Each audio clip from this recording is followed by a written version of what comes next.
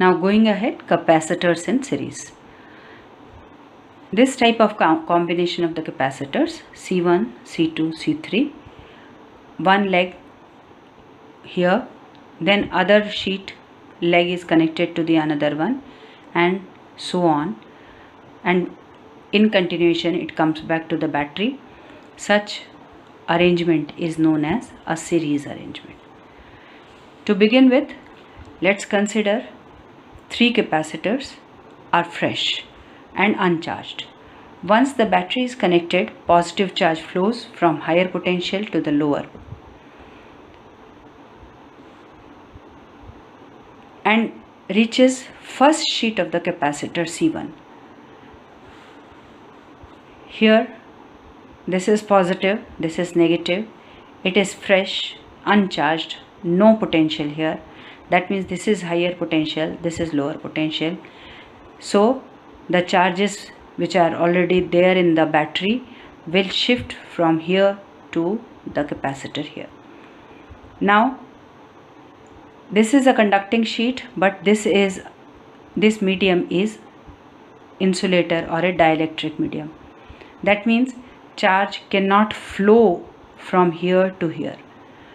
But once the charge reaches this sheet, equal and opposite charge will get induced here.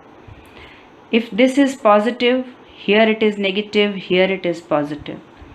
And this positive will obtain the conducting path from this capacitor to capacitor number 2. So this positive will shift to capacitor number 2 and the positive will shift over here. Because the positive has shifted over here, again negative will get induced here, positive will shift here, and this positive will further shift to this through this path. And C3, this sheet will become again positive and negative will come over here, positive here, and this positive is finding a negative here, will get transferred from here to this point.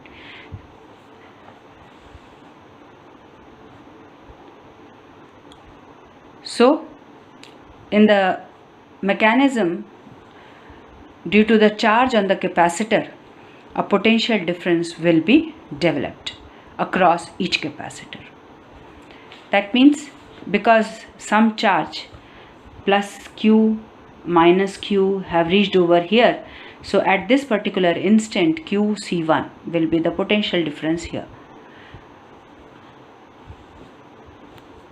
Accordingly, the charge will keep growing, and at any instant of time the potential difference will be V1 plus V2 plus V3, and this potential will keep growing. And suppose V is the potential difference of the battery, then the equilibrium will be attained once the potential difference of these three, sum of the three, is equal to the potential difference across the battery.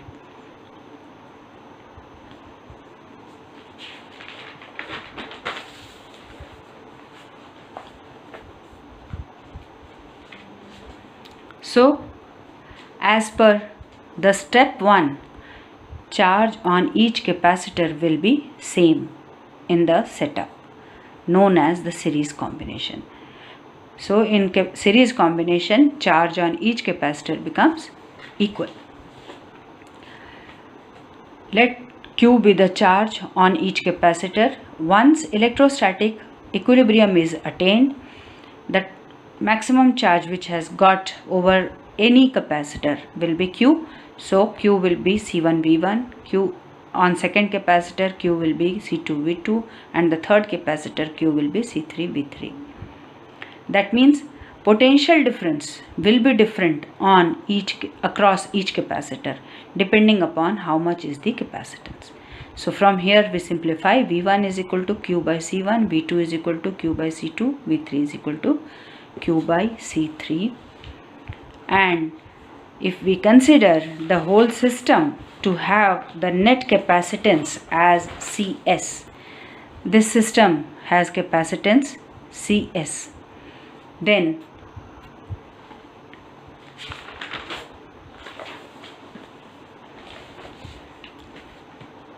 Q, the net charge Q is CSV, or the net V is equal to Q by CS. Now keeping in equation 1, V is equal to V1 plus V2 plus V3, V is equal to Q by CS as we have just obtained, and the expression here, all these charges are equal, will get cancelled, and hence in the series combination 1 by C becomes 1 by C1 plus 1 by C2 plus 1 by C3. If there are n number of capacitors, then it is 1 by C is equal to 1 by C1 plus 1 by C2 and so on. For the two capacitor system, 1 by CS becomes 1 by C1 plus 1 by C2, or simplifying, CS is equal to C1 C2 upon C1 plus C2. If C1 is equal to C2 is equal to C, then capacitance CS will be C by 2. So what we observe is, in the series combination, the net capacitance decreases. Now coming to the parallel combination of the capacitors. Parallel combination is shown in this manner, where the two legs of the capacitor or of each capacitor is connected across this battery. That means C1 is also connected with battery V, C2 is also connected with V, and C3 is also connected with V. That means every capacitor is under the same potential difference. Again, the same way, charge will start from here and it will find three paths for movement. Depending upon how much is the capacitance, the charge will be different in different capacitor. Given by Q1 is equal to C1V, Q2 will be equal to C2V, and Q3 is equal to C3V. Let us consider the net capacitance in this combination. If this whole thing is given as Cp, then Q, that is the total charge which is taken from the source, is CpV, and the charge Q has got distributed over the three paths on 3 equal to Q1 plus Q2 plus Q3, and simplifying, Q is equal to CpV, and these are already obtained earlier, and by putting it over here, Cp comes out to be C1 plus C2 plus C3. If there are n number of capacitors, expression will be given, and Cp for two capacitors will be C1 plus C2. If C1 is equal to C2 is equal to C, then in parallel combination Cp is equal to 2C. What we see, in the parallel combination, the capacitance increases.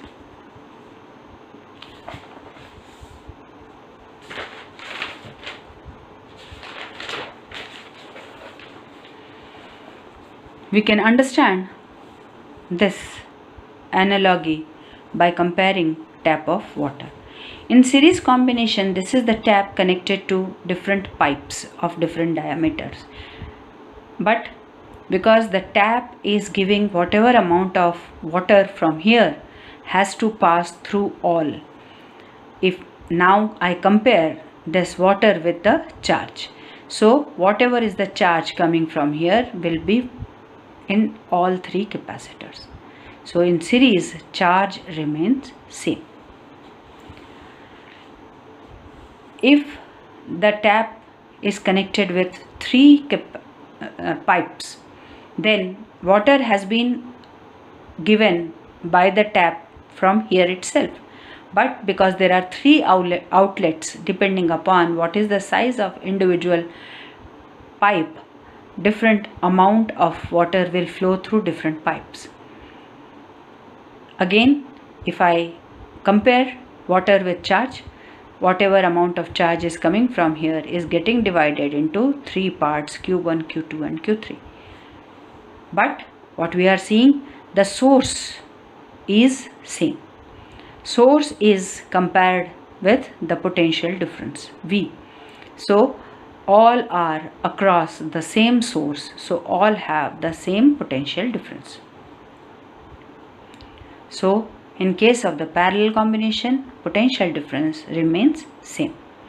Now considering the combination these two C1 and C2 are like this, C3 and C4 like this. Very simple diagram I have taken to start with. These two capacitors are in series, these two capacitors are in parallel. So if first we solve this, these are in parallel, so Cp is equal to C3 plus C4. Now this parallel combination Cp is in series with C1 and C2 also. So 1 by C series is equal to 1 by C1 plus 1 by C2 plus 1 by Cp. That's how we will find the net capacitance between these 2 points. Now next topic we are taking here, the energy stored in the capacitor. In the beginning of this chapter, after we have studied potential and potential energy, we have found the relation. The potential energy is given by VQ. When a charge moves in the potential difference V, either it gains potential energy or it loses the potential energy, depending upon whether it is going from higher potential to lower potential or it is going up from lower potential to higher potential. Accordingly, energy will be either gained or lost. If I say in case of this fresh capacitor, initial energy is 0. It is connected across a potential. Then charge will gradually store into the capacitor. As initially the capacitor was fresh, there was no charge in it, there was no potential difference across it. Whatever is the battery here, V1, this is at higher potential, this is at lower potential. So from here energy will be lost and will go over here because it gets stored here. That means it will create certain potential and hence we will say it is gaining gradually certain energy. Initial charge was 0, but as initially a small charge goes here, means a small potential difference will be created over here. Till these two potential difference between this and potential difference between this become equal, the charge will keep flowing from higher potential to lower potential. That means the charge will grow over this capacitor. From here, when the charge goes here, means it is further gaining the energy and hence the capacitor is going on getting charged. As the charge grows on the capacitor, potential energy also grows on the capacitor. Now coming to the mathematical expression, Q is equal to CV or V is equal to Q by C. Any instant if the capacitor has small q charge, then it will be having, depending upon what is this capacitance, a potential difference V, and V is given by Q by C. When additional charge dq goes under this potential difference, then additional energy will be stored, du. That means du is equal to V dq and V is equal to Q by C. So if I put over here Q by C and I integrate from 0 to U, the charge is rising from 0 to capital Q, considering capital Q is the charge when reached on the capacitor, then the potential difference of the battery and capacitor becomes same. No further flow of charge takes place. Now simplifying it by the integration method, we are getting 1 by C Q square by 2, limits are here, so it is Q square by 2C. So the energy stored will become Q square by 2C. Now going to different expressions by simplifying it, Q is equal to CV, that means I get U is equal to half CV square. Now if I write one of the Q as CV, then one Q remains over here and C gets cancelled. That means we can find another expression as half QV.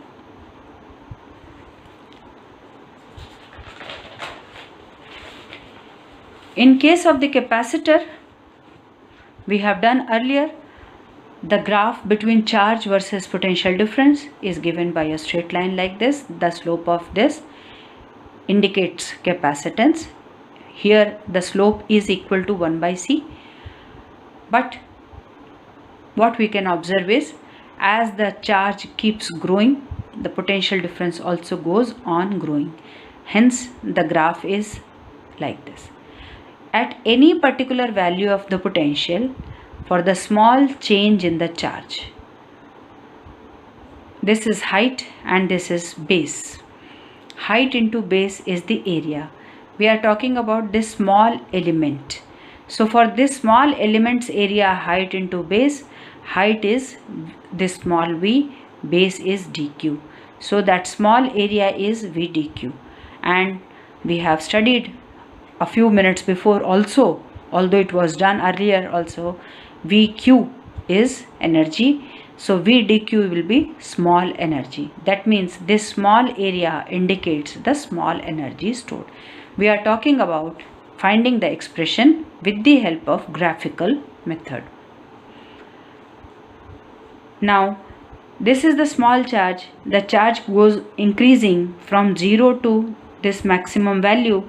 That means I can divide this whole into small elements like this and go on changing this elements. It is the area under this whole graph, and it is a triangle. This is capital Q, this is capital V, and hence area under the graph becomes half. Height is V, base is Q. So we have got the total energy comes out to be half QV.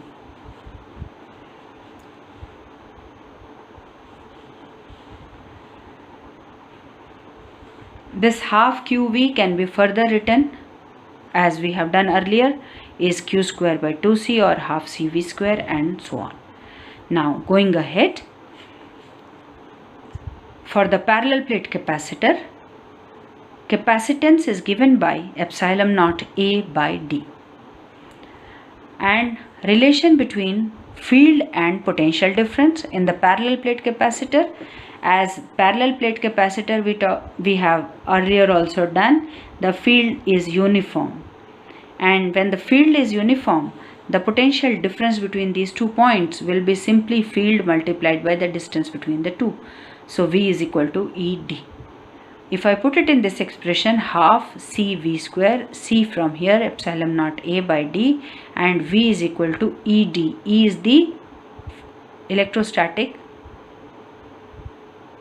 field intensity. Then U becomes 1 by 2 epsilon naught A by D, and V becomes ED. This is square. So simplifying, we are getting 1 by 2 epsilon naught A E square D, or 1 by 2 epsilon naught E square AD. Whereas what is this A? This A is the area of each sheet, and D is the distance between the two. So if this area is A and this distance is D, when you multiply, it becomes volume.